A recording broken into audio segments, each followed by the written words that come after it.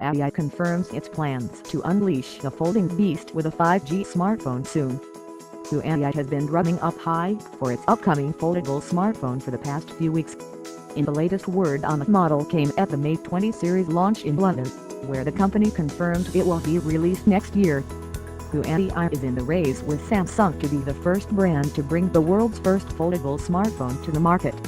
And now, it has included the 5G twist to the tail. In an interview on the sidelines of the Mate 20 launch with Digital Trends, Huawei CEO Richard Yu said, "We are working on foldable phones, foldable 5G phones. For the first time, company has revealed that its foldable smartphone will support 5G networks."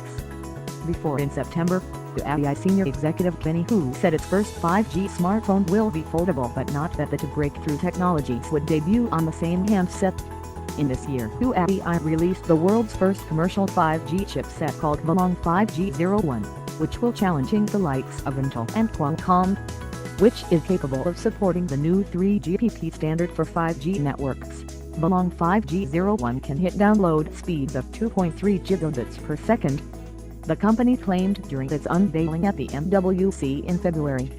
The fact that Huawei has invested $600 million to make its devices 5G compatible. The development of a flexible 5G phone seems like the logical next step. Samsung rivalry with Huawei on foldable. The Samsung is holding a developer conference next month, where could get a sneak peek into its rumored foldable Galaxy smartphone.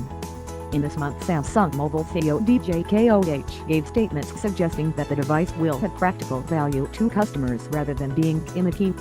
Then there are other companies like Microsoft and Intel who are working on flexible devices. And irrespective of whoever wins this race, there will have an interesting year ahead.